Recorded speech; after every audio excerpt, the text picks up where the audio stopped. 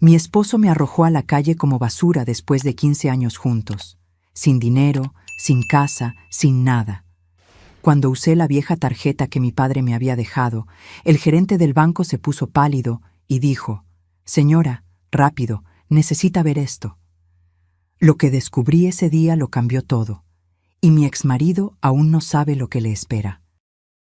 Pero antes de seguir, verifica si ya estás suscrito al canal y escribe en los comentarios: ¿desde dónde estás viendo este video? Nos encanta saber hasta dónde llegan nuestras historias. La lluvia caía fuerte cuando salí del edificio por última vez. No llevé paraguas porque no imaginaba que él haría algo así. 15 años de matrimonio, 15 años construyendo una vida al lado de Ricardo, y todo terminó con él señalando la puerta y diciéndome que tenía media hora para irme.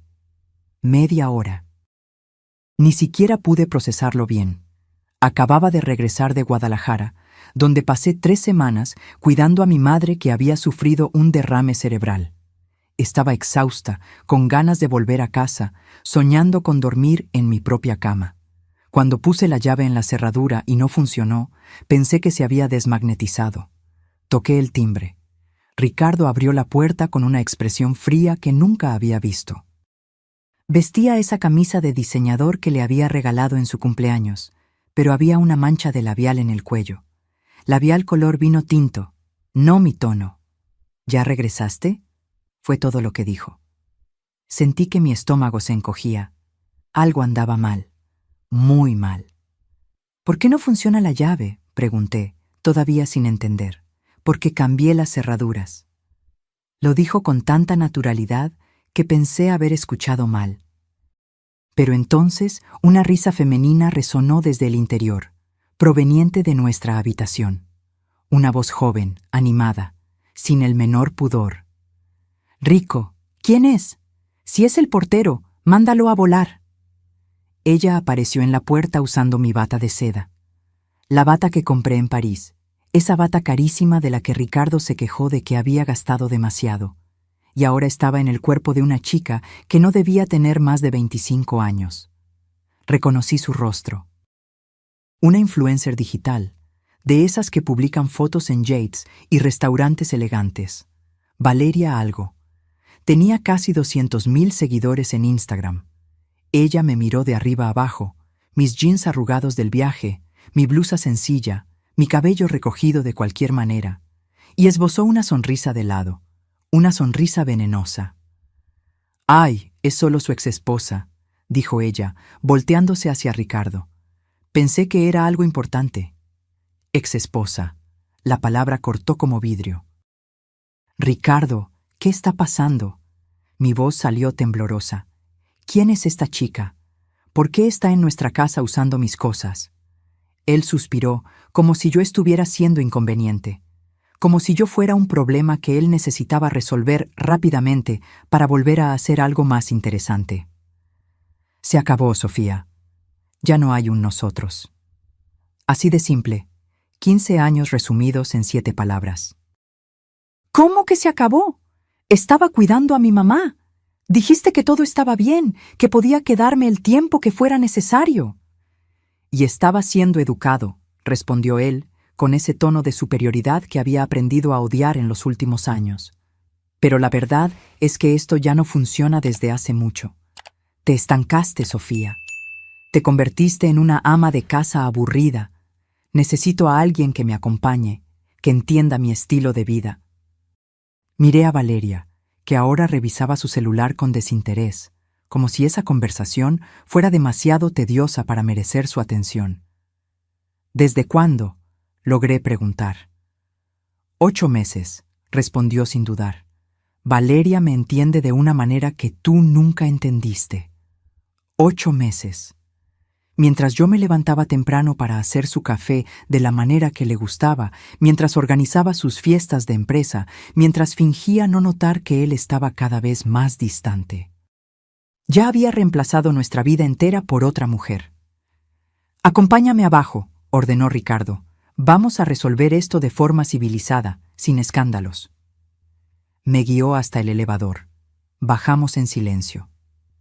En el vestíbulo del edificio, donde vivíamos desde hacía 10 años, en la exclusiva colonia Polanco, donde yo saludaba a los vecinos todas las mañanas, me llevó a un rincón discreto, lejos de las miradas curiosas. «Ya presenté la solicitud de divorcio hace 3 semanas», dijo él, sacando un sobre del bolsillo. «Aquí está todo, firmado y registrado. El departamento está a mi nombre, los autos también, las cuentas conjuntas ya las vacié». Mi mundo dio vueltas. «No puedes hacer eso. Yo tengo derecho». «¿Derecho?». Él se rió. «Sofía, no trabajas desde hace 10 años. Viviste a mi costa todo este tiempo. Si quieres pelear en la corte, adelante, pero gastarás lo que no tienes en abogados y perderás de todos modos. Acéptalo y sigue adelante». El portero se acercó, trayendo mi maleta. Esa maleta vieja que había usado en el viaje a Guadalajara. Ricardo la tomó y la puso a mis pies con indiferencia. «Tu ropa está ahí, el resto lo tiré. De todas formas, ya no sirve para nada». Miré la maleta. 15 años cabían en una maleta desgastada. «No puedes dejarme sin nada», susurré, sintiendo que las lágrimas empezaban a arder. «Ricardo, por favor. Si no armas un problema, tal vez te dé una ayuda económica. Unos 10,000 pesos para que vayas a ver a tu madre y te quedes por allá hasta que te organices». 10,000 pesos. Como si eso compensara 15 años de mi vida. Algunas personas en el vestíbulo se detuvieron a observar. Susurros. Miradas de lástima. Ricardo lo notó y se irritó. «Deja de hacer un numerito», dijo, elevando la voz. «Seguridad». 2 guardias de seguridad se acercaron. Los conocía a los dos, don Raúl y don Pepe, que siempre me saludaban con amabilidad. Ahora estaban allí para escoltarme afuera. «Disculpe, doña Sofía», dijo don Raúl en voz baja, tomando mi maleta. «No queremos hacer esto, pero...». «Entiendo», lo interrumpí, tratando de mantener algo de dignidad. Miré hacia atrás por última vez. Ricardo ya regresaba al elevador, el celular en la oreja, probablemente hablando de negocios con alguien. Como si yo nunca hubiera existido. Las puertas de cristal del edificio se cerraron detrás de mí, aislándome de 15 años de mi vida. Me quedé allí parada en la acera, bajo la lluvia que ahora caía más fuerte, con una maleta vieja y un sobre lleno de papeles que oficializaban mi humillación. El mundo seguía moviéndose a mi alrededor. Autos pasando, gente corriendo para protegerse de la lluvia, la ciudad indiferente a mi desesperación. Comencé a caminar sin rumbo, arrastrando la maleta por las calles mojadas. No podía volver a Guadalajara en ese estado.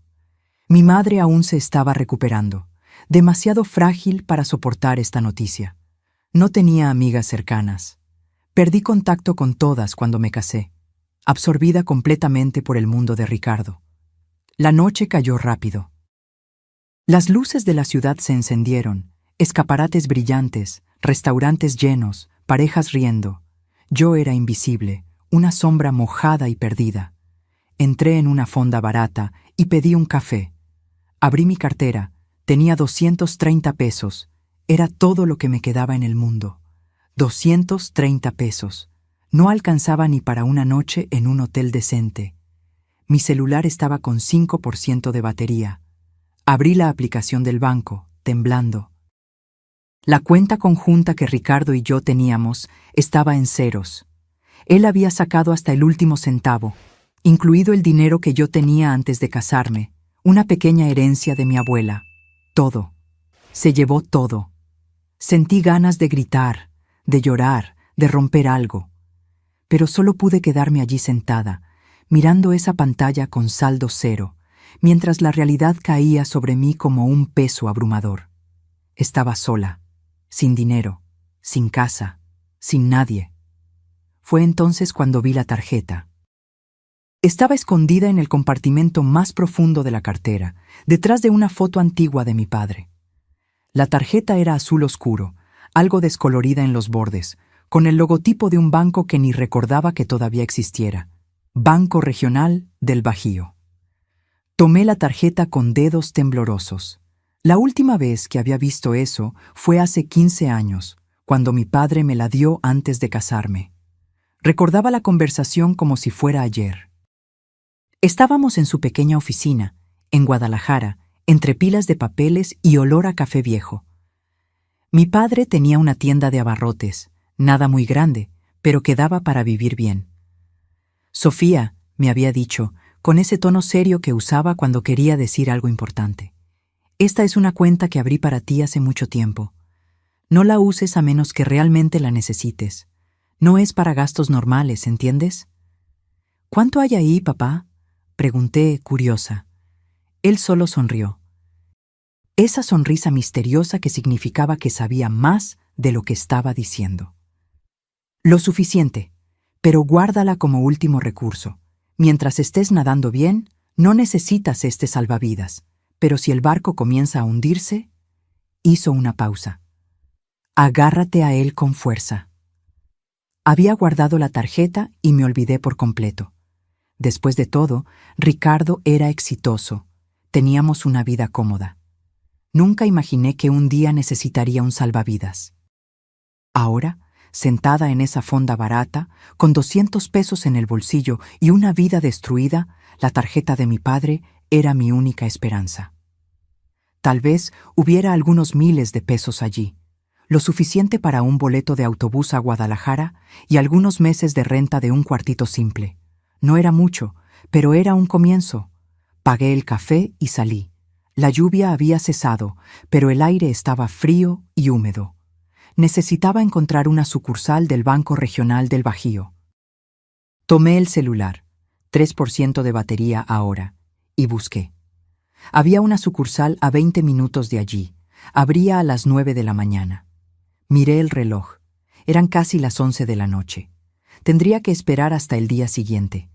Pasé la noche en un paradero de autobús, abrazada a mi maleta, tratando de no dormir por miedo a ser asaltada. El frío se me metía hasta los huesos. Algunas personas pasaban y miraban con lástima o desprecio. Una señora se detuvo y me ofreció un sándwich. Acepté, tragando el orgullo junto con la comida. Cuando apareció el primer resplandor del amanecer, me levanté y fui a un baño público. Me lavé la cara, intenté arreglarme el cabello, me di una acomodada a la ropa. Quería parecer mínimamente presentable para entrar al banco. A las 9 en punto, estaba frente a la sucursal. Era un edificio antiguo, pero bien conservado, muy poco movimiento. Entré y tomé un turno. Fui llamada casi de inmediato. El cajero era joven, no debía tener más de 25 años. Su gafete decía Jesús. Sonrió profesionalmente. Buen día, ¿en qué puedo ayudarle? Puse la tarjeta descolorida sobre el mostrador. Yo olvidé la contraseña. Quería saber el saldo. Jesús tomó la tarjeta y sus ojos se abrieron un poco. Vaya, esta tarjeta es muy antigua, modelo de hace unos 20 años. Tecleó algunos datos en la computadora. ¿Puede mostrarme su identificación? Entregué mi INE con manos temblorosas. Él tecleó algunas cosas más. La pantalla tardó en procesar. Jesús frunció el ceño. «Qué extraño», murmuró. Mi corazón se aceleró. «¿Qué pasa? ¿Está bloqueada? ¿Hay alguna deuda?» «No, no es eso». Me miró, luego a la pantalla, luego a mí de nuevo. «Es que esta tarjeta está vinculada a una cuenta especial, cuenta empresarial, y tiene un código de seguridad que nunca había visto». ¿Empresarial? No entendí nada. Mi padre tenía una tienda de abarrotes pequeña, nada de empresa grande. «Solo un momento». Jesús se levantó abruptamente. «Necesito llamar al gerente. Esto está por encima de mi nivel de acceso». Desapareció por una puerta lateral. Me quedé allí sentada, sintiendo una mezcla de miedo y esperanza. ¿Habría algún problema? ¿Mi padre habría dejado deudas? Algunos minutos después apareció un hombre de unos 50 años. Cabello canoso, lentes de lectura colgados al cuello, expresión seria. Su gafete decía Gerardo Torres, gerente. Me miró de una manera diferente. Con respeto. «¿Señora Sofía Silva Andrade?», preguntó, verificando mi identificación. «Sí». Por favor, acompáñeme a mi oficina. Necesitamos hablar en privado. Mi corazón latía tan fuerte que parecía que se me saldría por la boca. Tomé mi maleta y lo seguí hasta una oficina pequeña, con paredes de cristal esmerilado. Cerró la puerta y me ofreció agua. Señora Sofía, comenzó, sentándose detrás del escritorio. La cuenta vinculada a esta tarjeta es una cuenta muy especial. ¿Especial cómo? Respiró hondo, como si estuviera tratando de encontrar las palabras correctas. Su padre, Carlos Andrade, abrió una estructura empresarial hace 23 años, un holding familiar llamado Inversiones C.A. Depositó e invirtió dinero religiosamente durante años, con una cláusula muy específica. Yo no estaba entendiendo nada. ¿Qué tipo de cláusula? Gerardo giró el monitor hacia mí. La pantalla mostraba una cuenta con números que no tenían sentido para mí. Muchos ceros. La cláusula decía que usted solo tendría acceso total a esta cuenta cuando cumpliera una de dos condiciones, o cuando su padre falleciera, o cuando usted se encontrara en una situación de extrema necesidad financiera. Mi garganta se secó. Extrema necesidad. Su padre fue muy específico. Programó el sistema para que, si usted usaba esta tarjeta después de años de inactividad y si sus cuentas personales estuvieran en ceros, eso accionaría automáticamente la transferencia de control hacia usted. Miré la pantalla. Esos números no podían ser reales. ¿Cuánto hay ahí? Mi voz salió casi en un susurro. Gerardo se ajustó los lentes. En total, considerando inversiones, acciones, fondos y el dinero en cuenta corriente, estamos hablando de aproximadamente 8.400.000 pesos. El mundo se detuvo. 8.400.000 pesos. Esto no puede ser cierto, logré decir. Mi padre tenía una tienda de abarrotes pequeña, vendía arroz, frijoles, productos básicos. Aparentemente también invertía muy bien, dijo Gerardo con media sonrisa. Y durante mucho tiempo.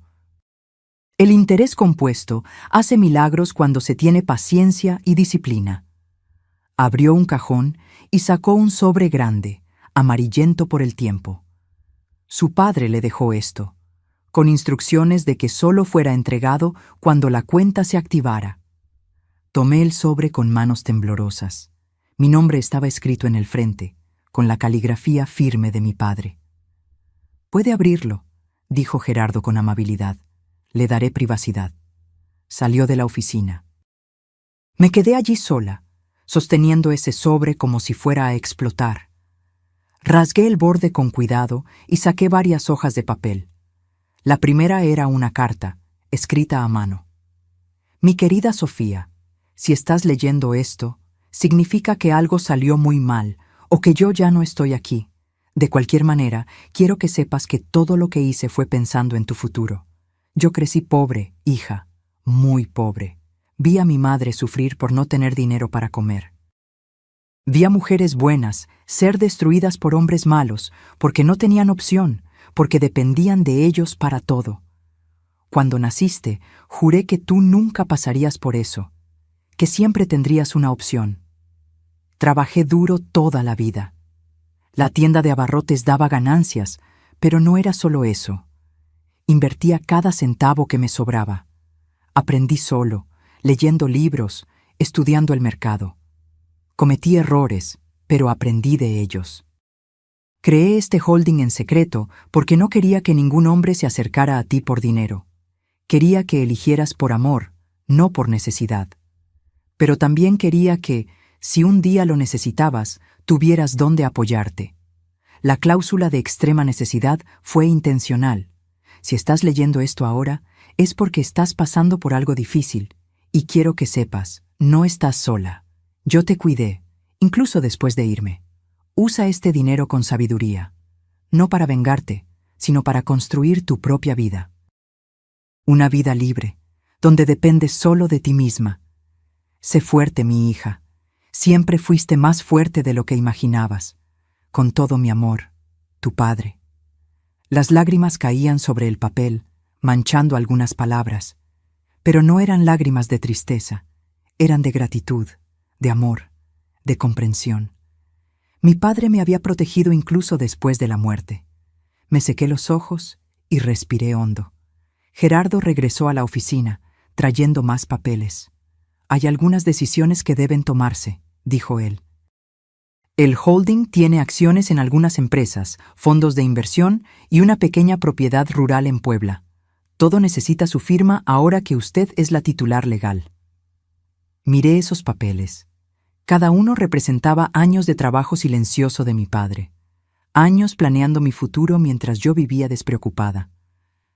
Necesito 3 cosas ahora, dije, sorprendida por la firmeza de mi propia voz. Gerardo tomó un bolígrafo. Dígame. Primero, necesito dinero en efectivo. Literalmente no tengo nada. Podemos hacer un retiro inmediato de hasta 50,000 pesos. Más que eso necesita aviso previo. 20,000 está bien. Segundo, necesito un lugar seguro para quedarme. Un hotel discreto donde mi exmarido no pueda encontrarme si me busca. Gerardo asintió. Conozco un hotel que acepta reservas corporativas, discreto, seguro, sin preguntas. Y tercero, hice una pausa. Necesito un abogado, el mejor abogado de divorcios que conozca. Alguien que no tenga miedo de pelear con gente rica. Gerardo sonrió, por primera vez, una sonrisa verdadera. Conozco a la persona indicada, la licenciada Guadalupe Lupe Núñez. Es implacable, especializada en casos de reparto de bienes donde uno de los cónyuges intenta ocultar patrimonio. Perfecta. Salí del banco 3 horas después con un bolso que contenía 20,000 pesos en efectivo, 3 tarjetas de crédito corporativas, un fajo de documentos sobre mis nuevos activos y el número de la licenciada Lupe Núñez anotado en un papel. No era la misma mujer que había entrado. Mi primera parada fue en una tienda de ropa. Nada extravagante, pero ropa limpia, nueva, que me hiciera sentir humana de nuevo. Compré 2 pantalones, 3 blusas, ropa interior, una chamarra ligera y un par de zapatos cómodos. Me cambié allí mismo en el probador y tiré la ropa vieja a la basura. Luego fui directamente al hotel que Gerardo me había indicado. Era discreto, como prometió. Un edificio antiguo remodelado, sin portero llamativo, entrada sobria. Hice el check-in a nombre del holding, como persona moral. La habitación era pequeña pero limpia. Ducha caliente, cama firme, silencio.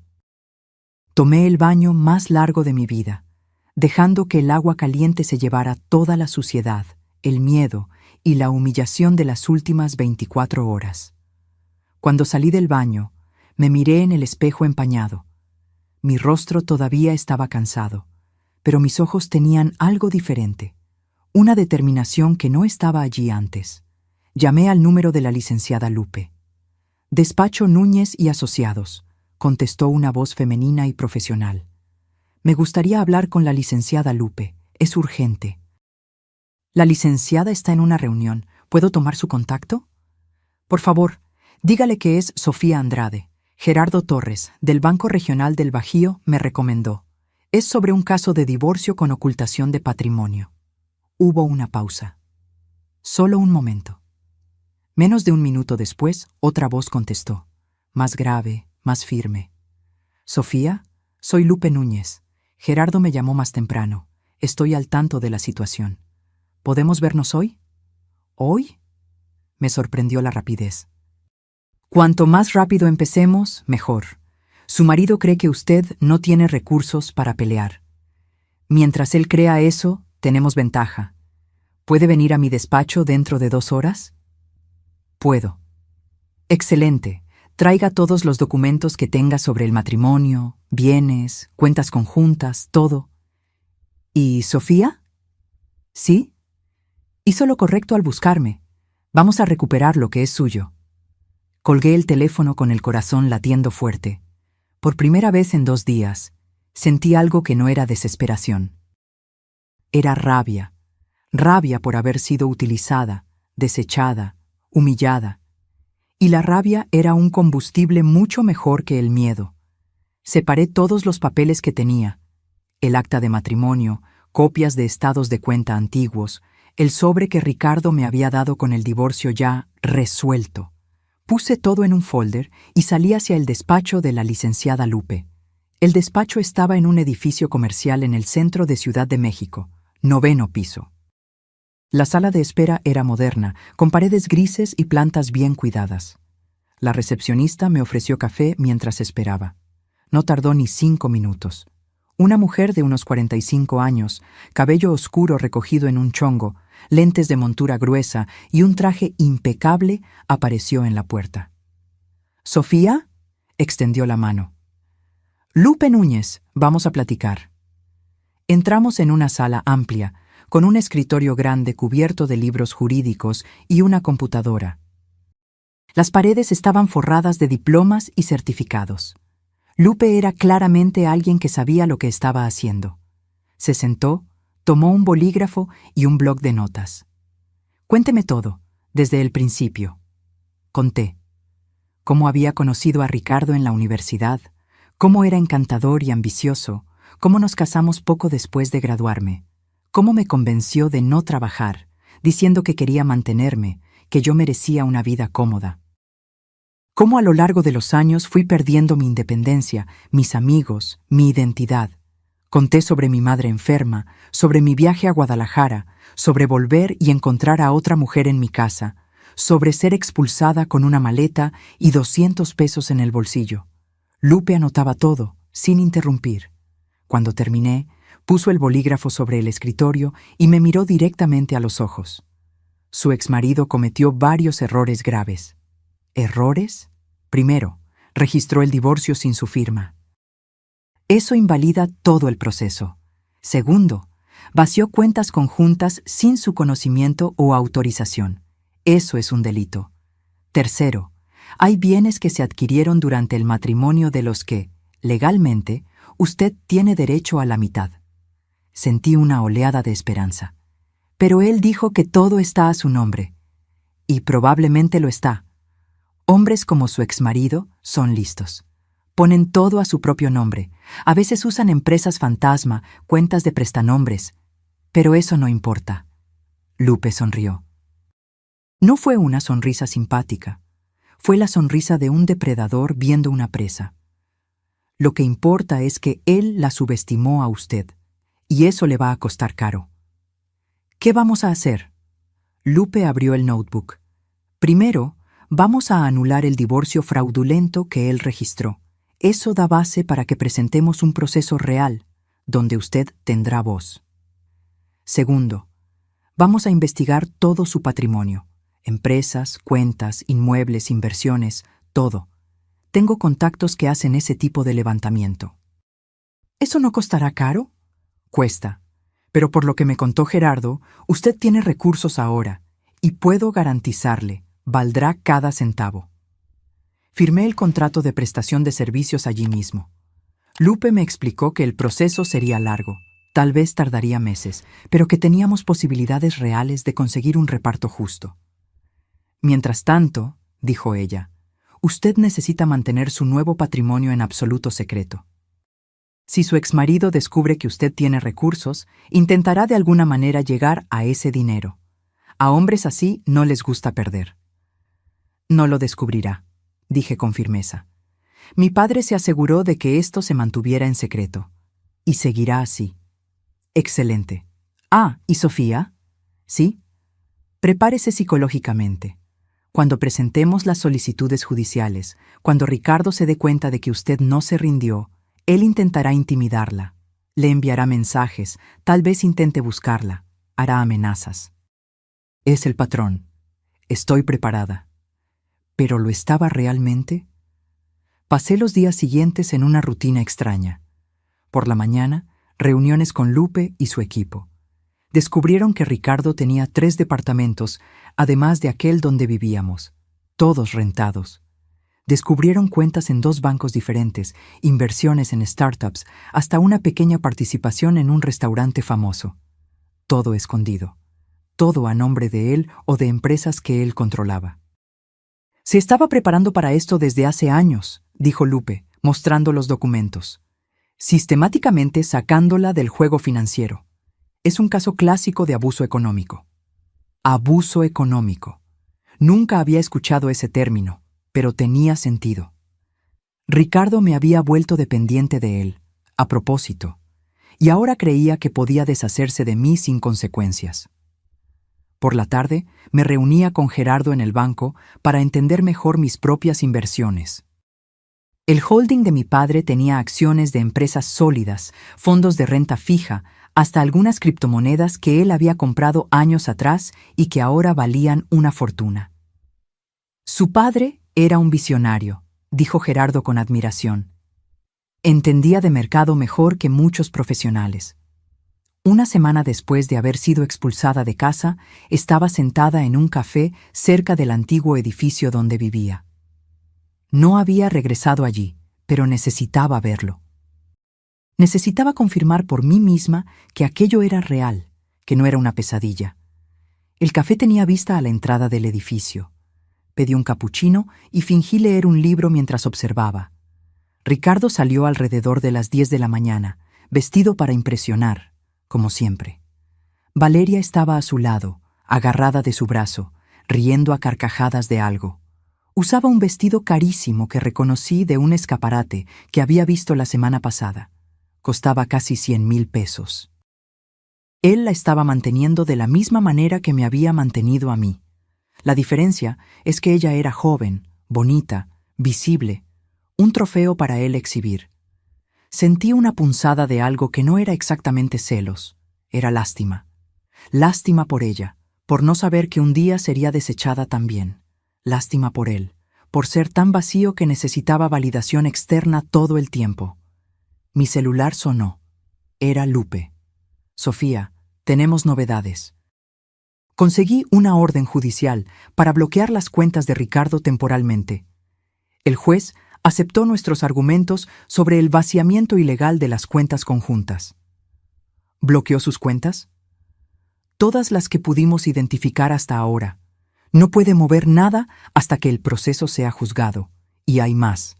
Presentamos la solicitud de anulación del divorcio fraudulento. Él recibirá la notificación hoy. Miré por la ventana del café. Ricardo y Valeria entraban en un auto importado, riendo, sin idea de lo que estaba a punto de suceder. Perfecto, dije. Gracias, Lupe. Es solo el comienzo. Ahora viene la parte interesante. Colgué y me quedé mirando cómo su auto desaparecía en la esquina. El juego había comenzado, y esta vez yo tenía ases bajo la manga que él ni soñaba que existían. La notificación legal le llegó a Ricardo un martes por la mañana. Lo sé porque Lupe me llamó tan pronto como el oficial de justicia confirmó la entrega. La recibió personalmente, dijo ella con satisfacción en la voz. Y por los reportes, no reaccionó bien.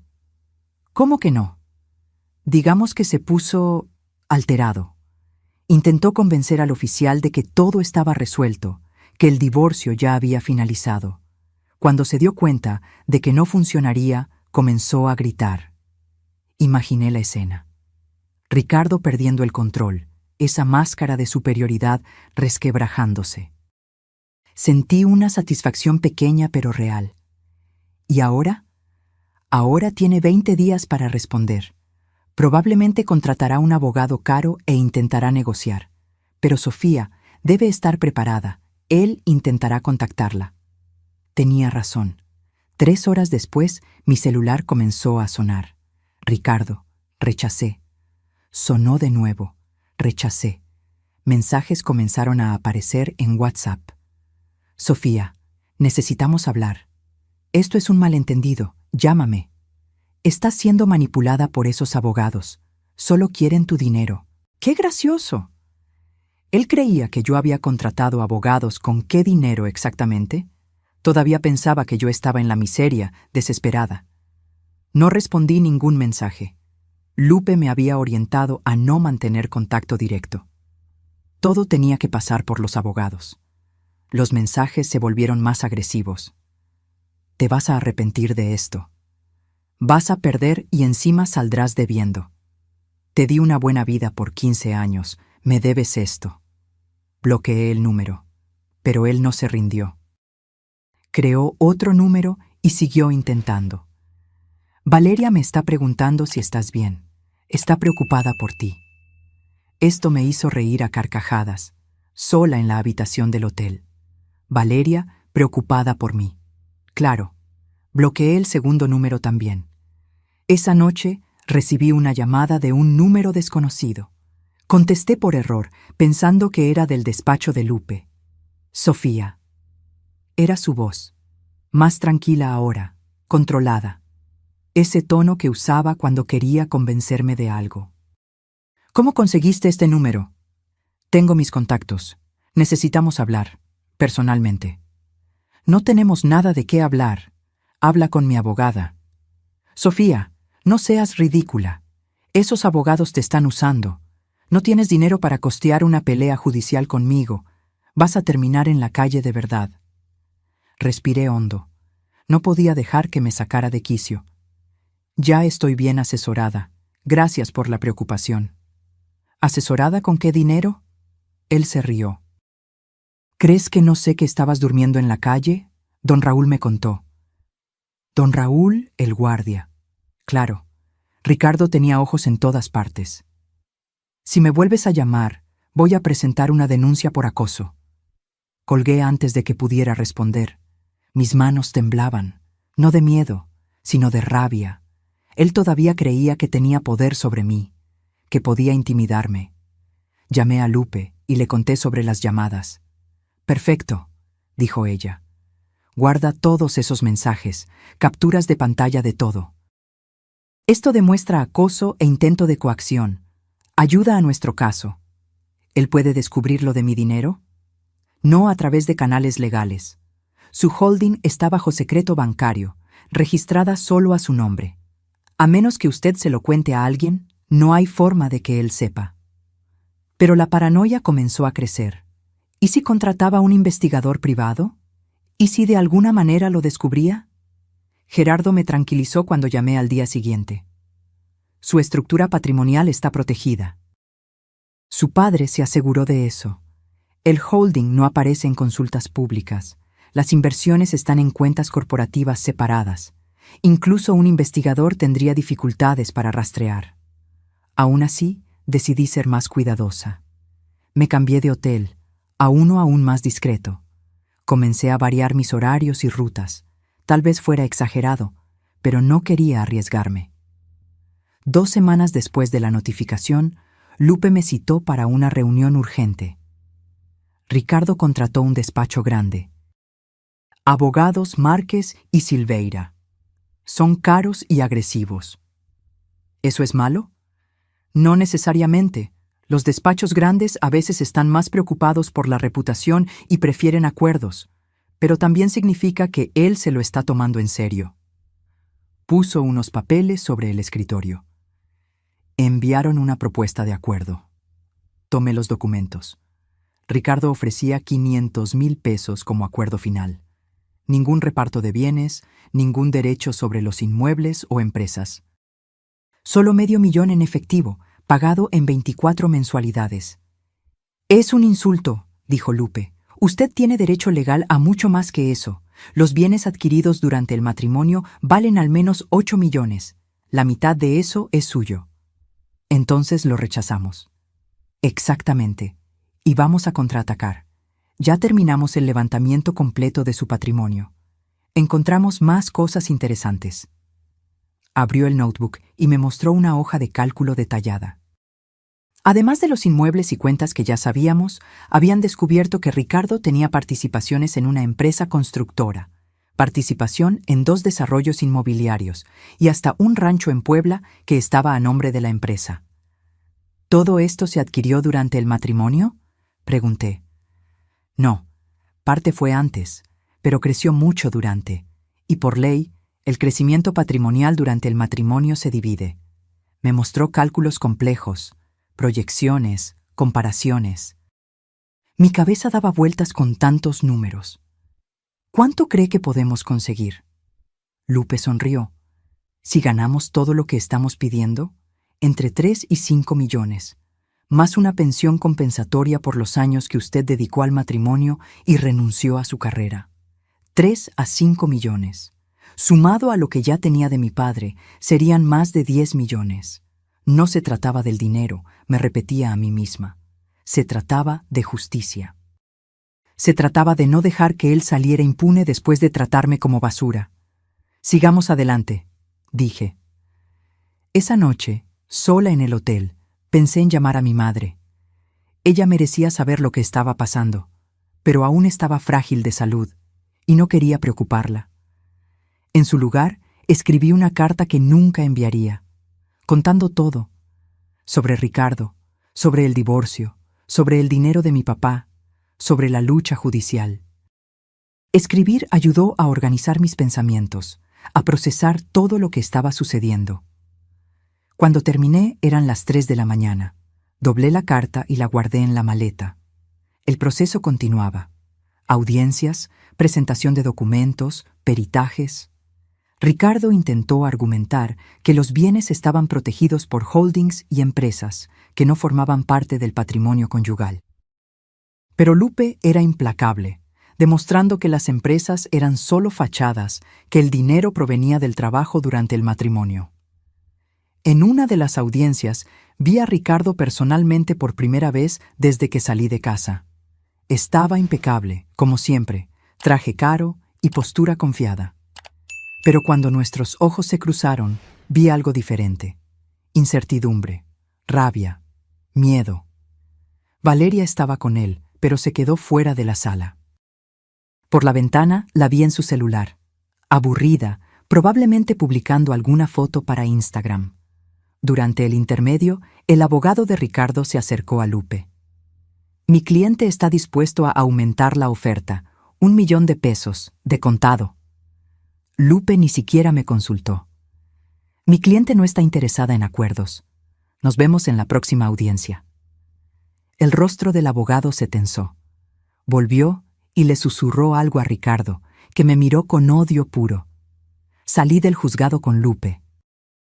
¿Por qué no aceptó ni para negociar?, pregunté. Porque tienen miedo. Cuando tienen miedo es porque sabemos de más. Cuanto más presionemos, mejor será el resultado final. Y ella tenía razón. Una semana después, nueva propuesta. 2 millones de pesos. Rechazamos. 3 millones de pesos. Rechazamos. Con cada rechazo, yo veía a Ricardo poniéndose más desesperado a través de los mensajes que él insistía en mandar desde números diferentes. Estás siendo codiciosa. Esos abogados te están manipulando. Me vas a destruir por pura venganza. Venganza, tal vez fuera eso, pero también era justicia, y principalmente era recuperar lo que era mío por derecho. El giro vino de donde menos lo esperaba. Fue Valeria quien comenzó a flaquear. Lupe me llamó una tarde con novedades inesperadas. No lo vas a creer. La novia de Ricardo se puso en contacto con mi despacho. ¿Valeria? ¿Por qué? Quiere hablar. Dice que tiene información relevante para el caso. Información sobre Ricardo que puede ayudarnos. No entendí. ¿Por qué haría eso? ¿Está con él? Estaba. Al parecer, las cosas se pusieron feas. ¿Quiere reunirse con ella? Pidió específicamente hablar con usted, no solo conmigo. Me quedé en silencio, procesando. ¿Sofía? ¿Qué piensas? Podría ser una trampa. Podría ser, pero también podría ser útil. La decisión es suya. Pensé por un momento. Me reuniré, pero en un lugar público, con usted presente. Acordamos un café discreto, lejos del circuito habitual de Ricardo. Llegué 10 minutos antes, nerviosa. Lupe ya estaba allí, en una mesa al fondo. Valeria apareció puntualmente. Estaba diferente, sin maquillaje pesado, sin ropa de marca llamativa, jeans sencillos, blusa básica, cabello recogido en una coleta. Parecía más pequeña, más joven, más frágil. Se sentó y se quedó en silencio por un momento. «Gracias por aceptar verme», dijo finalmente. No respondí, solo esperé. «Sé que me odias». «Tienes todo el derecho. Fui horrible contigo». «Lo fuiste». Ella suspiró. «Yo no sabía. Juro que no sabía la verdad sobre ustedes dos». «¿La verdad?» No pude evitar el tono sarcástico. La verdad es que estabas durmiendo con un hombre casado. Lo sé, pero él me dijo que ustedes estaban separados desde hace meses, que tú sabías de él y que todo estaba bien, que era solo cuestión de tiempo para que saliera el divorcio. ¿Y le creíste? Se sonrojó. Quise creerle. Era tan convincente, tan encantador, me hacía sentir especial. Sus manos temblaban alrededor de la taza de café. Pero después de que te fuiste, las cosas cambiaron. Lupe se inclinó hacia adelante. ¿Cómo así? Comenzó a controlarme todo. Mi celular, mis redes sociales, mis salidas. Decía que era porque me amaba, porque era celoso. Al principio lo encontraba tierno. Ella se rió sin humor. Qué tonta fui. ¿Por qué nos estás contando esto ahora?, pregunté. Valeria respiró hondo. Porque él me echó. De la misma manera que te echó a ti. La semana pasada. Simplemente dijo que ya no me quería, que estaba siendo muy necesitada, muy dramática. Me mandó a irme con una maleta y 500 pesos. Así que era eso. Ricardo la había desechado también. «¿Y quieres vengarte?», dijo Lupe sin rodeos. «Quiero, pero también quiero hacer lo correcto». Valeria me miró. «Tú no merecías lo que él hizo, y yo le ayudé a hacerlo. Quiero arreglar esto». «¿Qué tipo de información tienes?», pregunté. Valeria sacó una memoria USB de su bolso. Mientras yo estaba allí, él recibía llamadas de trabajo en casa. Empecé a prestar atención y empecé a grabar. Lupe tomó la memoria USB como si fuera oro. ¿Grabar qué? Conversaciones de él sobre negocios. Hay una obra que está construyendo en el sur de la ciudad, en la colonia Narvarte. Usó material más barato que el especificado en el proyecto. Y hay audios de él acordando sobornos con un inspector de la delegación para aprobar una inspección. El silencio cayó sobre la mesa. «Esto es...» Lupe hizo una pausa. «Esto es muy serio». «Lo sé. Cuando me echó me enojé, pero también me dio miedo. Si te hizo esto, a ti, a mí, ¿a cuántas otras personas lo hizo? Y esas obras suyas, hay gente viviendo en esos edificios. Si usó material malo...» Tenía razón. Esto iba mucho más allá del divorcio y el reparto de bienes. Era un delito. «¿Por qué no llevaste esto a la policía?», pregunté. «Porque le tengo miedo. Tiene abogados caros, contactos. Yo no soy nadie, pero tú...» Ella me miró. «Tú estás peleando con él, y por lo que vi en el proceso, estás ganando. Pensé que esto podría ayudar». Lupe analizó la memoria USB. «Voy a necesitar un técnico para verificar la autenticidad de estos audios. Y usted va a necesitar firmar un documento confirmando que fue usted quien grabó, de su puño y letra. Lo firmo, lo que sea necesario». Pasamos otra hora en el café, mientras Lupe hacía preguntas detalladas. Valeria contó sobre cuentas secretas que Ricardo mencionaba, sobre reuniones con empresarios que parecían sospechosas, sobre pagos en efectivo que él recibía y que nunca entraban en las cuentas oficiales.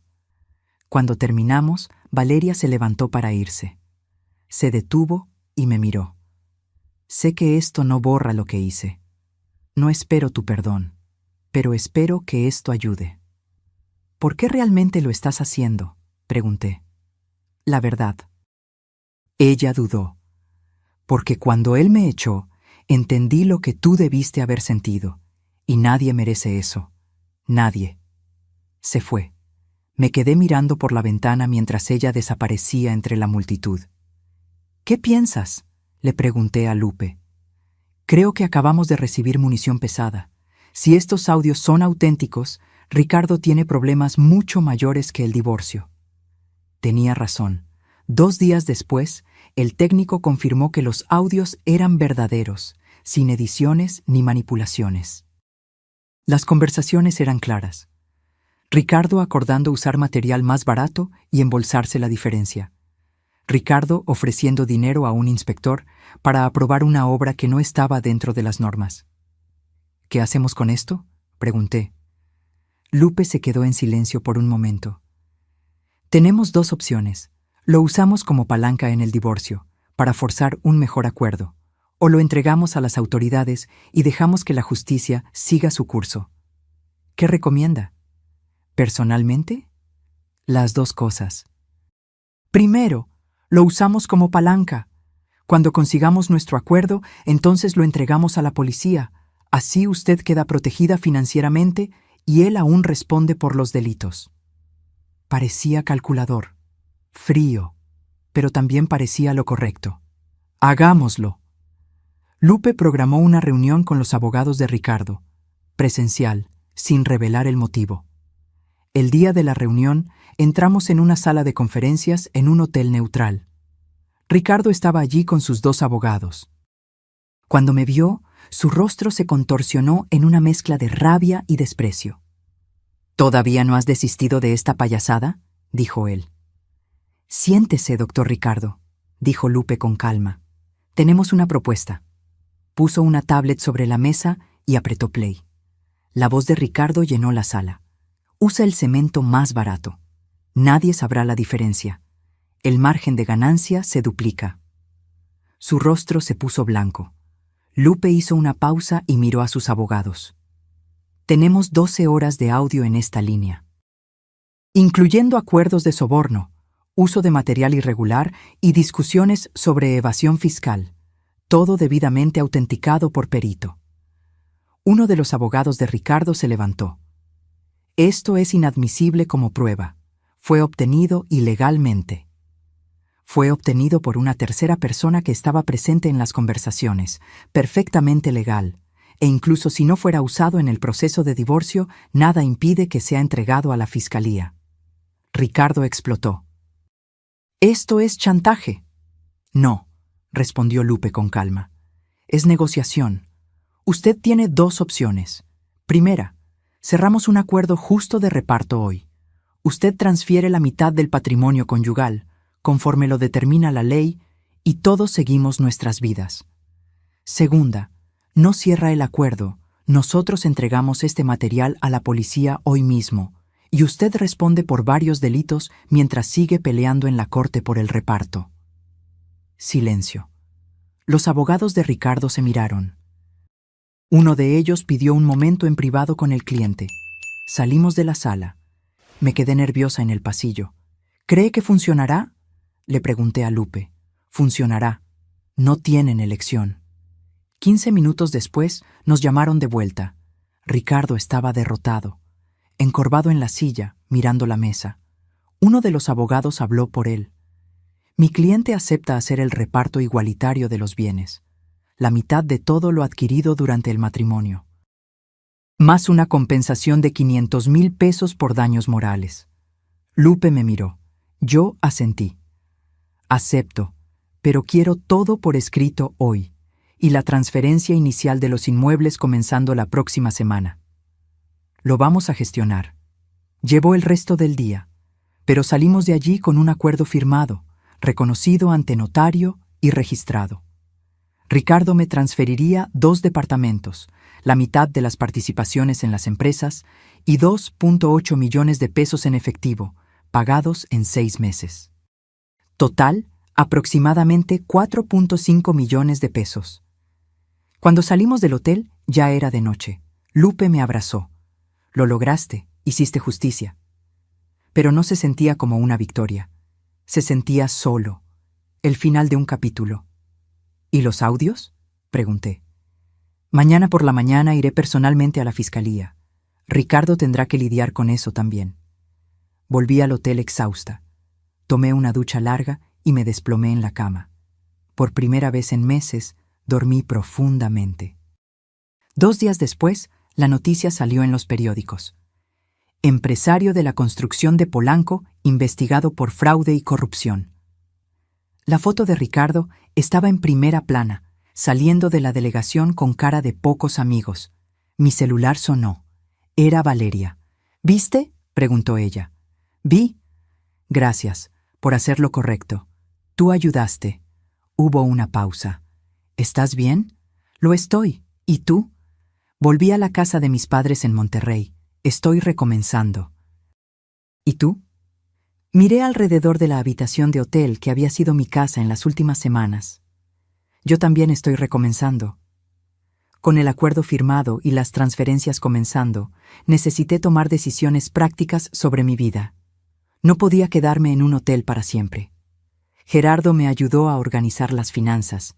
Con el dinero del reparto sumado a la herencia de mi padre, tenía recursos para vivir cómodamente el resto de mi vida sin trabajar. Pero la idea de no hacer nada me incomodaba. ¿Qué te gustaba hacer antes de casarte?, preguntó Gerardo durante una reunión.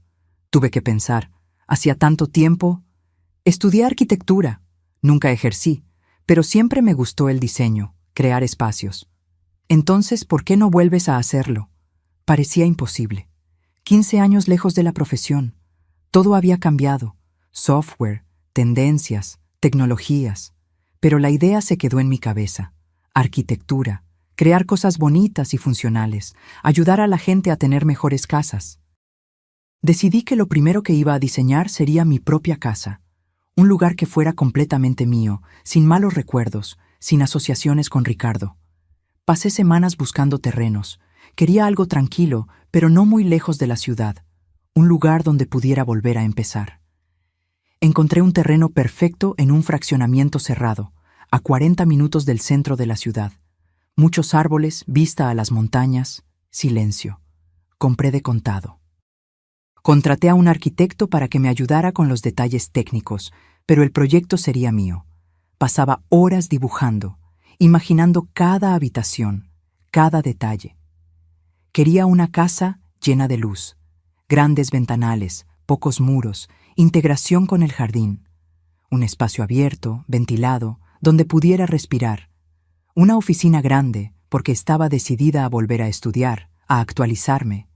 Una biblioteca, porque siempre amé los libros, pero Ricardo creía que ocupaban demasiado espacio. Una cocina amplia, porque había descubierto que me gustaba cocinar cuando hacía terapia culinaria en el hotel. Y un cuarto de huéspedes cómodo. Para mi madre, cuando pudiera venir a visitarme. La construcción llevaría 8 meses. Mientras tanto, renté un departamento pequeño pero acogedor en la colonia Coyoacán. Compré muebles nuevos, nada muy caro, solo lo suficiente para sentirme en casa. Fue extraño al principio, la soledad. Ya no había nadie preguntando dónde estaba, qué estaba haciendo, cuándo regresaba. Era libre. Y la libertad, descubrí, puede ser aterradora. Comencé terapia. Una psicóloga llamada doctora Laura, especializada en mujeres que salen de relaciones abusivas. Sí, abusivas. Tardé en aceptar ese término, pero era la verdad. Ricardo me había controlado sutilmente durante años, financiera, emocional y socialmente. Vas a necesitar reaprender quién eres, dijo la doctora Laura en la primera sesión. Porque probablemente pasaste tanto tiempo siendo quien él quería que fueras, que olvidaste quién es Sofía realmente. Y ella tenía razón. Cosas simples me confundían. ¿Qué tipo de música me gustaba? ¿Qué comida prefería? ¿Cómo me gustaba pasar mi tiempo libre? Empecé a experimentar. Fui a exposiciones de arte, sola. Vi películas que Ricardo odiaba. Comí en restaurantes que él encontraba muy sencillos. Compré ropa que él diría que no me quedaba bien. Y poco a poco fui redescubriéndome. Descubrí que me gustaba levantarme temprano y caminar en el parque, que me encantaba el jazz, pero nunca lo había escuchado porque Ricardo solo escuchaba música electrónica, que me sentía bien en jeans y tenis, sin necesidad de estar siempre arreglada. También decidí contarle todo a mi madre. Viajé a Guadalajara y pasé un fin de semana con ella. Ella ya estaba mejor del derrame, más fuerte. Cuando le conté sobre el divorcio, sobre Ricardo haberme echado, sobre el dinero de mi papá, lloró. Yo sabía que algo andaba mal, dijo ella. Tu padre siempre desconfió de Ricardo. Decía que tenía ojos fríos, pero parecías feliz, así que no quisimos interferir. Yo creía que era feliz, o me había convencido de eso. Ella sostuvo mi mano. Tu padre era muy sabio. Sabía que un día podrías necesitar esa seguridad. Nos quedamos sentadas en silencio por un momento. Él haría eso por ti también, si pudiera, dije. Lo sé, era un hombre bueno. Antes de regresar, visité la tumba de mi padre. Llevé flores y me quedé allí un rato. Gracias, papá, susurré. Me salvaste incluso después de irte. Y prometo usar esto de la manera correcta, de la forma en que te gustaría. Los meses pasaron. La casa fue tomando forma. Yo visitaba la obra todas las semanas, siguiendo cada etapa. Era emocionante ver algo que había nacido en mi cabeza volviéndose real. Comencé un curso en línea de actualización en arquitectura. Era desafiante, pero bueno. Mi cerebro estaba oxidado, pero poco a poco volví a tomar el ritmo. Durante ese tiempo, Ricardo desapareció de mi vida completamente. Supe por noticias que estaba enfrentando varios procesos, de la constructora, de clientes que habían descubierto los fraudes, de la fiscalía. Valeria también desapareció de las redes sociales. Espero que estuviera bien, reconstruyendo su vida lejos de todo aquello. Una tarde, recibí una llamada de Lupe. Sofía, logramos finalizar todas las transferencias. Los 2 departamentos están a tu nombre. Las participaciones fueron transferidas y el último pago cayó en la cuenta. Oficialmente, tu divorcio está completo. Completo. 15 años de matrimonio, resumidos en transferencias bancarias y papeleo. Pero no sentí tristeza. Sentí alivio. Esa noche hice una lista de todo lo que había sucedido en el último año, de la mujer destrozada en la acera a donde estaba ahora. Dueña de inmuebles, con dinero en el banco, construyendo una casa propia, volviendo a estudiar. No era la vida que había planeado, era mucho mejor. 6 meses después del acuerdo, recibí la llamada que estaba esperando. Sofía, la casa está lista, dijo el arquitecto. Puedes mudarte cuando quieras. Fui allí el mismo día. Entré por la puerta principal y me quedé parada en el recibidor, solo sintiendo. Era perfecta, exactamente como la había imaginado. Luz entrando por todos lados, espacios amplios pero acogedores, cada detalle pensado con cariño.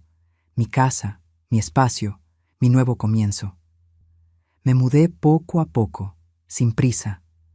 Cada mueble elegido con cuidado, cada objeto con significado.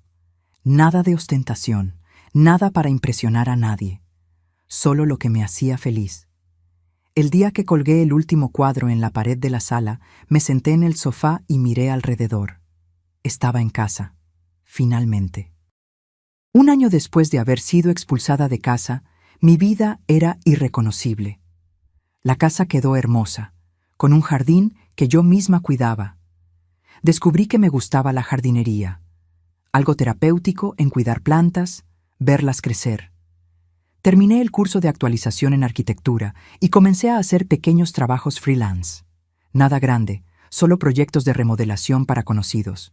Pero era gratificante usar mi creatividad de nuevo, crear espacios que hacían feliz a la gente. Gerardo sugirió que hiciera algo más con mi situación financiera. Tienes recursos. ¿Por qué no inviertes en algo que haga la diferencia? La idea se quedó en mi cabeza. ¿Diferencia cómo? Fue durante una sesión de terapia que tuve la idea. ¿Cuántas mujeres están en la situación en la que tú estabas?, preguntó la doctora Laura.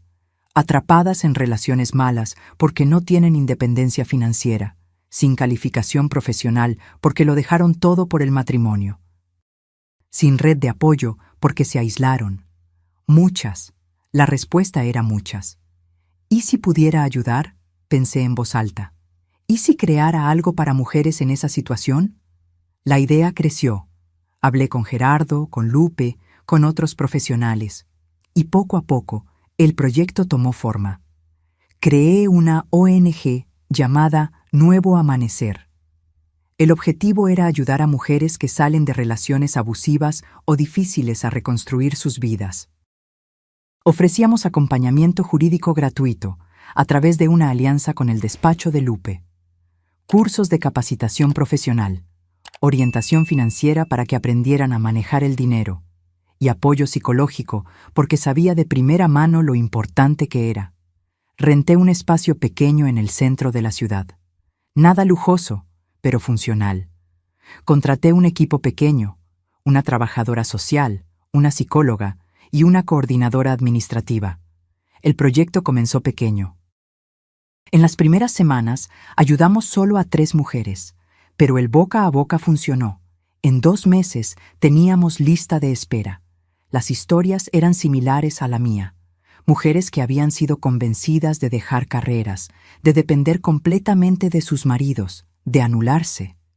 Mujeres que ahora intentaban reconstruir desde cero. Una de ellas fue especialmente impactante.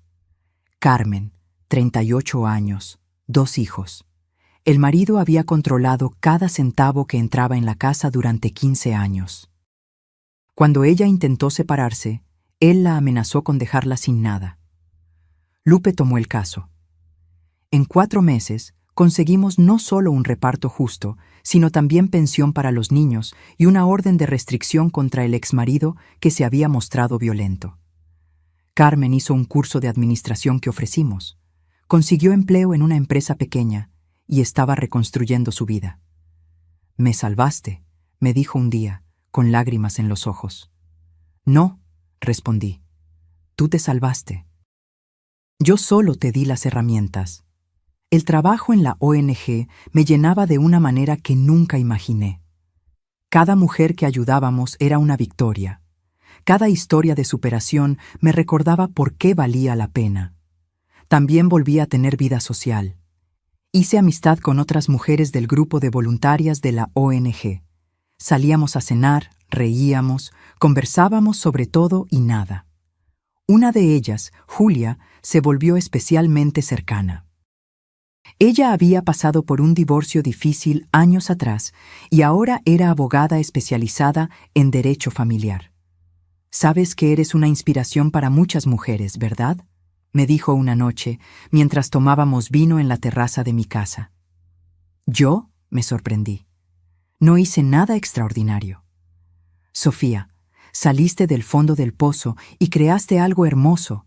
No solo reconstruiste tu vida, sino que estás ayudando a otras a reconstruir las suyas. Eso es increíble». No lo había pensado así. Para mí, era solo hacer lo que parecía correcto. Pero poco a poco, me di cuenta de que mi historia tenía poder. Comencé a dar conferencias en universidades y grupos de mujeres, contando mi experiencia.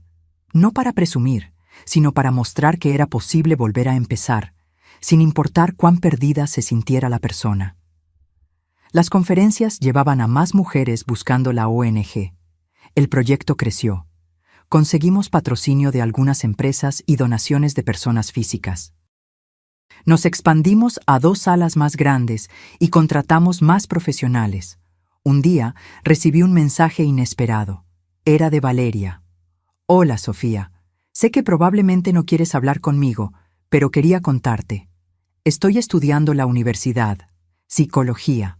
Quiero ayudar a mujeres que han pasado por relaciones abusivas, como yo y tú. Gracias por haber demostrado que es posible volver a empezar». Respondí: «Felicidades por la universidad. Espero que realices tu sueño. Y si necesitas prácticas en el futuro, búscame. Siempre hay espacio para quien quiere ayudar».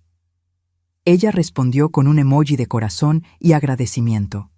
Perdonar no significa olvidar, pero significa no dejar que el pasado controle tu futuro.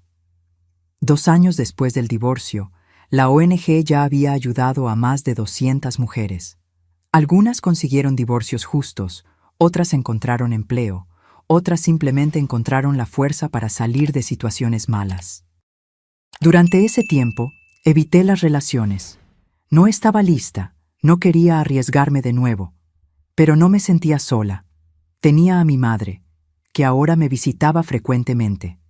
Tenía a mis amigas, tenía mi trabajo, tenía mi casa.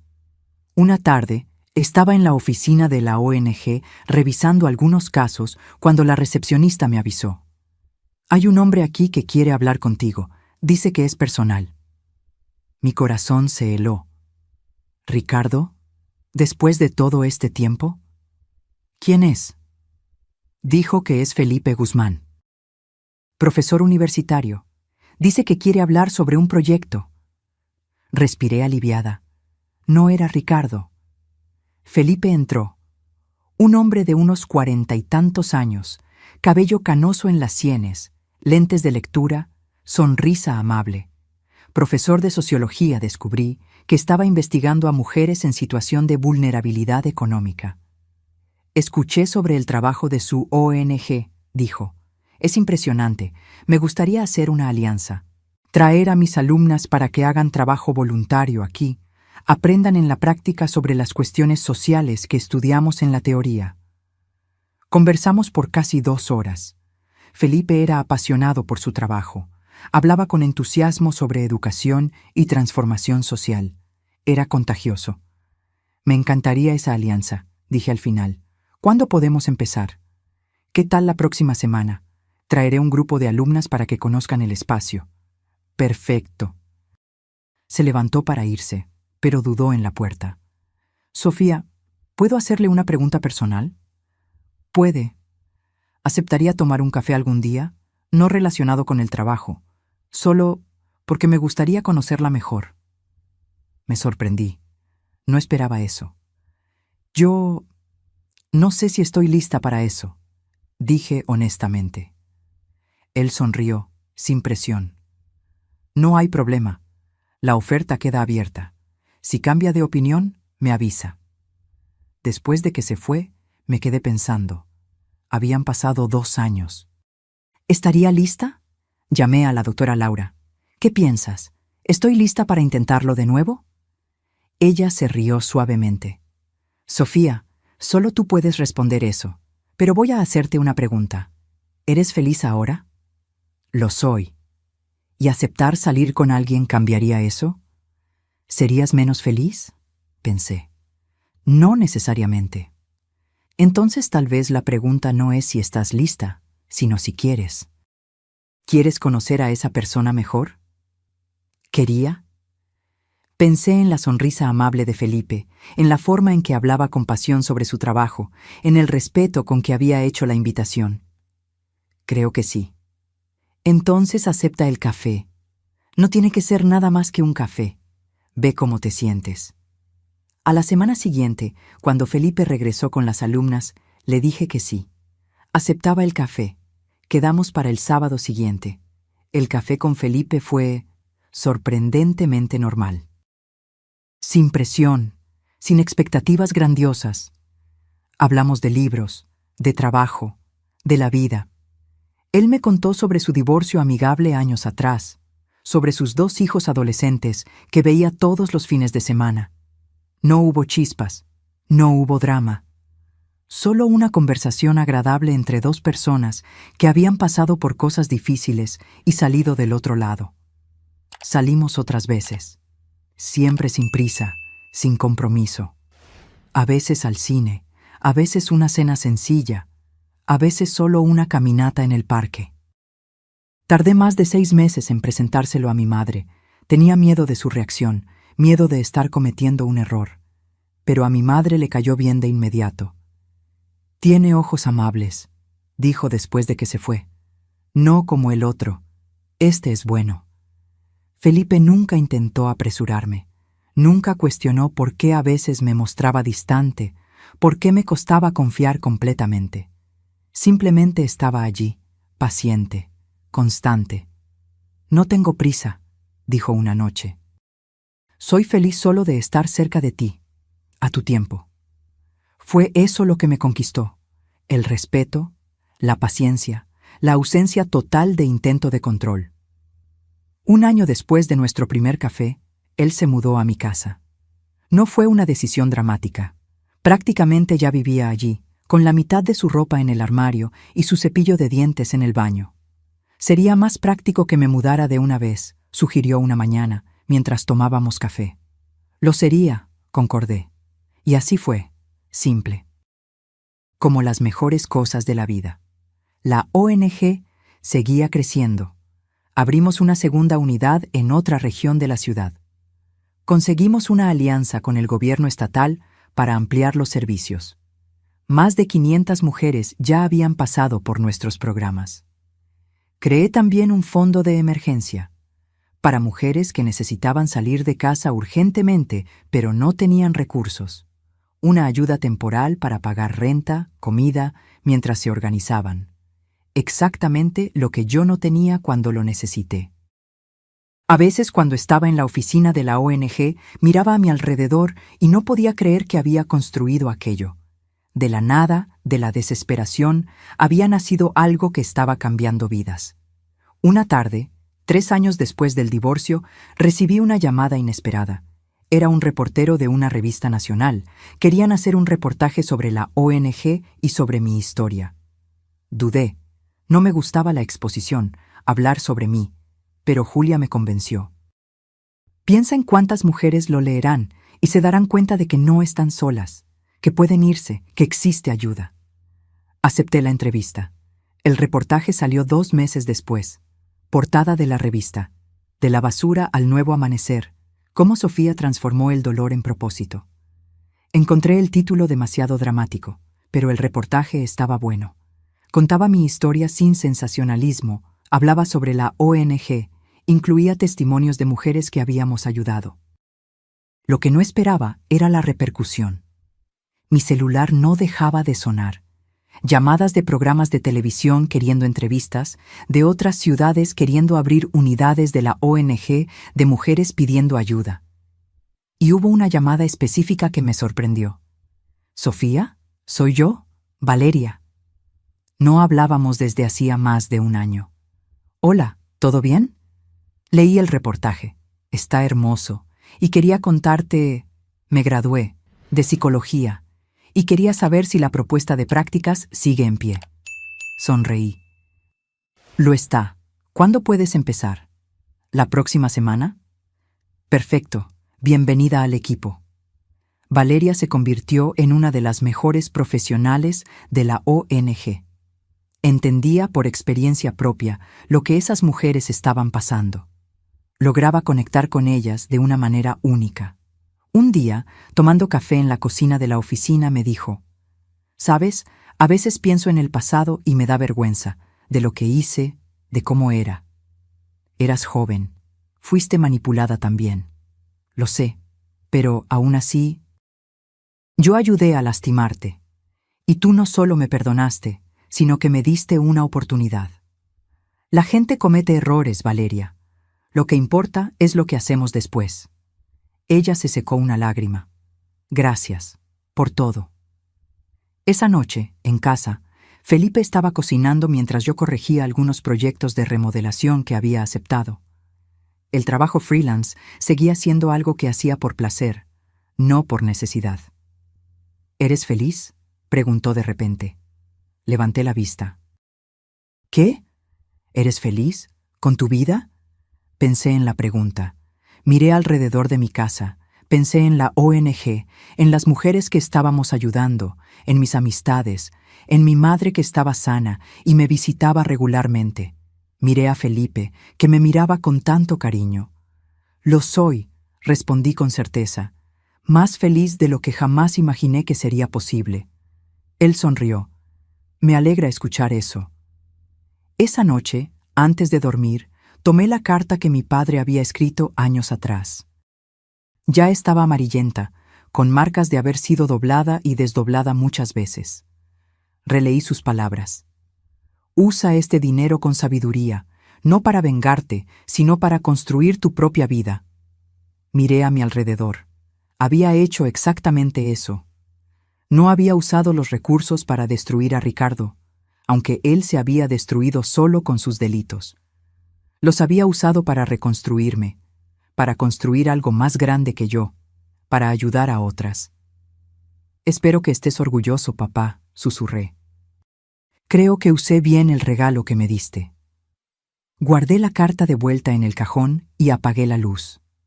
Mañana sería otro día. Más mujeres para ayudar, más historias para escuchar, más vidas para transformar. Y yo estaba lista. 5 años después de aquel día terrible en que fui expulsada de casa, mi vida era un testimonio del poder de volver a empezar. La ONG Nuevo Amanecer ahora tenía 4 unidades repartidas por la zona metropolitana. Teníamos un equipo de 23 profesionales, abogadas, psicólogas, trabajadoras sociales, profesoras de cursos de capacitación. Ya habíamos ayudado a más de 1,200 mujeres a reconstruir sus vidas. Mi trabajo como arquitecta también floreció de forma inesperada. Comencé a especializarme en proyectos de viviendas accesibles, trabajando con ONGs y cooperativas para crear espacios dignos para personas de bajos recursos. Era gratificante usar mi talento para algo que realmente importaba. Me casé con Felipe en una ceremonia sencilla, solo familia y amigos cercanos. Nada ostentoso, nada para impresionar a nadie. Solo personas que amábamos, celebrando un amor que había crecido despacio, con respeto y verdadera colaboración. Esta vez, mantuve mi independencia financiera. No por desconfianza, sino por sabiduría. Tenía cuentas separadas, mis inversiones a mi nombre, y Felipe no solo apoyaba esto, sino que lo incentivaba. «Luchaste mucho por tu independencia», dijo él. «Nunca te pediré que renuncies a ella». Fue entonces cuando supe que había elegido correctamente. Mi madre, ahora con salud estable, se mudó a una casita que compré cerca de la mía. La veía casi todos los días, y eso curaba algo dentro de mí, tiempo perdido recuperado.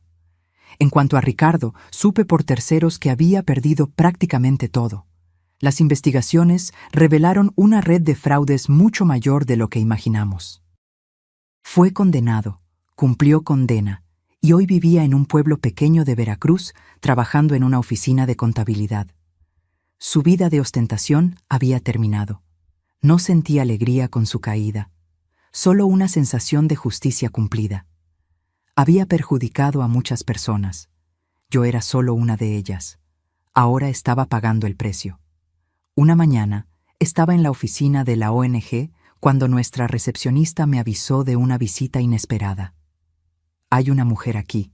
Dice que querrás recibirla». Cuando vi quién era, me quedé paralizada. Era Verónica, la mejor amiga que tuve en la universidad y que perdí contacto cuando me casé con Ricardo.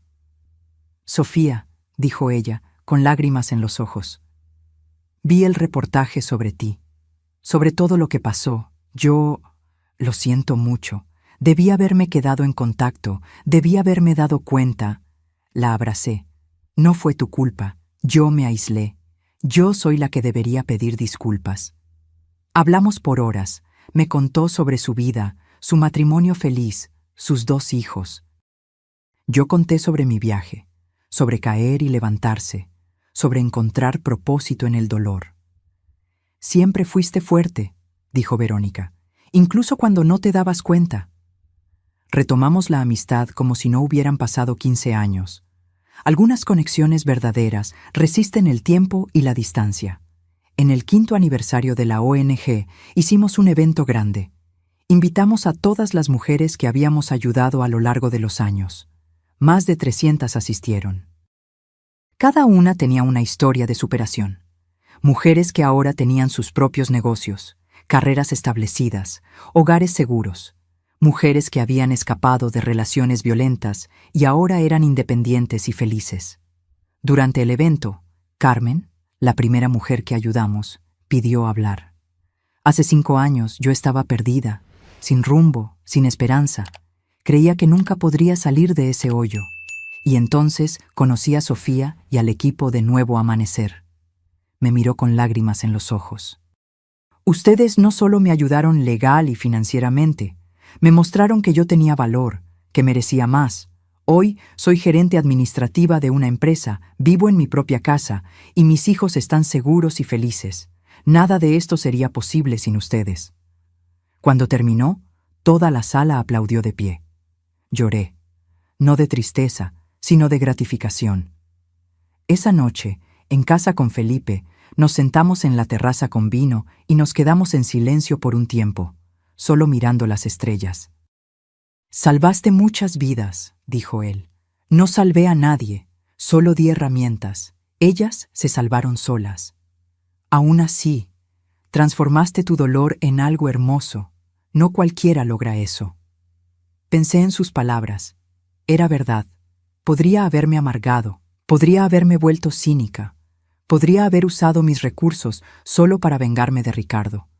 En su lugar, elegí construir, elegí ayudar, elegí transformar la basura en jardín. ¿Sabes lo que aprendí con todo esto? Dije en voz alta. Que no es lo que nos sucede lo que define quiénes somos, es lo que hacemos con lo que sucede. Felipe sostuvo mi mano. Y tú elegiste hacer algo increíble. Días después, estaba reorganizando mi oficina en casa cuando encontré esa maleta vieja, la misma que cargaba el día en que fui expulsada. Estaba guardada en el fondo de un armario, olvidada. La abrí con cuidado. Dentro, la ropa vieja que usé ese día, el sobre con los papeles del divorcio fraudulento y la tarjeta azul descolorida de mi padre. Tomé la tarjeta y pasé el dedo por la superficie gastada. Ese pequeño pedazo de plástico lo había cambiado todo. No por el dinero que representaba, sino por el amor que llevaba. Por el cuidado de un padre que quiso proteger a su hija incluso después de la muerte. Decidí guardar la tarjeta de forma especial. La enmarqué junto con la carta de mi padre y la puse en la pared de mi oficina. Un recordatorio diario de dónde vine, lo que superé y el amor que me trajo hasta aquí. Mirando el marco, pensé en todas las Sofías que había sido. La chica ingenua que se casó por amor. La esposa que se anuló poco a poco. La mujer destruida en la acera. La sobreviviente que se levantó. La emprendedora social. La mujer feliz y realizada que era hoy. Todas esas Sofías formaban parte de mí. Y todas, de alguna manera, fueron necesarias para que llegara hasta aquí. Mi celular sonó. Era Valeria, de la oficina. Sofía, acaba de llegar una mujer. Historia muy parecida a la tuya. Su marido la echó de casa ayer. Está desesperada. ¿Puedes venir a hablar con ella? Ya voy para allá. Tomé mis llaves y salí. Una mujer más necesitando ayuda. Una historia más de dolor que podría transformarse en un nuevo amanecer. Y yo estaría allí para ayudar. Porque sabía, mejor que nadie, que a veces todo lo que una persona necesita es una mano extendida en el momento más oscuro. Y a veces, esa mano extendida viene de alguien que también estuvo en la oscuridad y encontró la luz. Conduje hasta la oficina con el corazón lleno. Mi vida no era perfecta, pero era mía. Construida por mí, con mis elecciones, mis valores, mi propósito. Cuando Ricardo me arrojó a la calle creyendo que me estaba destruyendo, en realidad me liberó. Me forzó a descubrir mi propia fuerza. Me dio la oportunidad de convertirme en quien realmente era, no en quien él quería que fuera. Y por eso, de una manera extraña, incluso le daba las gracias, porque desde el fondo del pozo no solo subí, volé. Ahora, si te gustó esta historia, haz clic en suscribirte y dime en los comentarios qué parte te dejó con la boca abierta. Ah, y no olvides hacerte miembro para tener acceso a videos exclusivos que no publico aquí. Te espero.